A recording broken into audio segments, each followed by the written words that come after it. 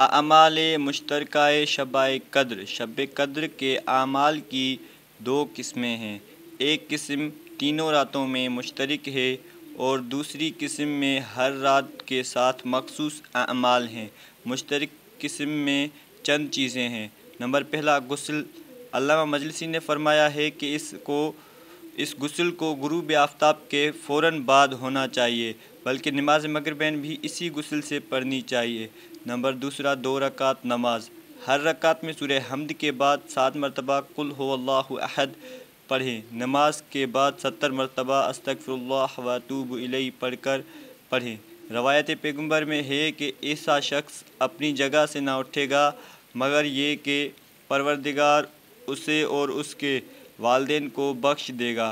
Number تیسرا، قرآن مجید کو کھول کر سامنے رکھے اور یہ کہے، اللہم انی اسألک بکتابک المنزل وما فیہ وفیہ اسمک الاکبر واسماؤک الحسنى وما یخاف ویرجى ان تجعلنی من اتقائک من النار۔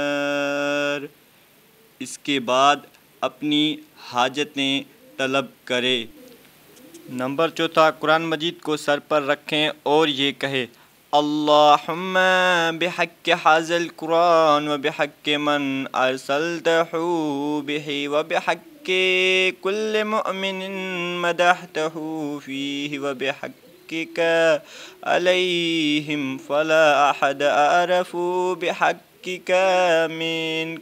اس کے بعد 10 مرتبہ کہے، بک یا اللہ، اور 10 مرتبہ بمحمد، اور 10 مرتبہ بعلی، 10 مرتبہ بفاطمہ، 10 مرتبہ بالحسن، 10 مرتبہ بالحسین، 10 مرتبہ بعلی ابن الحسین، 10 مرتبہ بمحمد ابن علی، 10 مرتبہ بجعفر ابن محمد، 10 مرتبہ بموسیٰ ابن جعفر، 10 مرتبہ بعلی ابن موسیٰ، 10 مرتبہ بمحمد ابن علی، 10 مرتبہ بعلی ابن محمد، 10 مرتبہ بالحسن ابن علی، 10 مرتبہ بالحجہ، اور آخر میں اپنی حاجت طلب کرے۔ نمبر 5واں، زیارت امام حسین علیہ السلام۔ زیارت امام حسین علیہ السلام کی روایت میں ہے کہ شب قدر میں آسمان سے منادی آواز دیتا ہے کہ پروردگار عالم نے ہر زائر قبر حسین کو بخش دیا ہے۔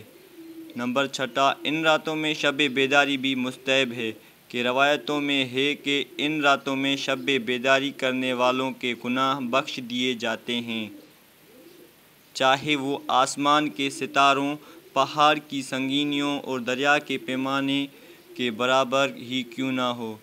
نمبر 7واں، 100 رکعت نماز کی بھی بے حد فضیلت وارد ہوئی ہے، اور بہتر یہ ہے کہ ہر رکعت میں سورہ حمد کے بعد 10 مرتبہ قل هو اللہ احد پڑھے۔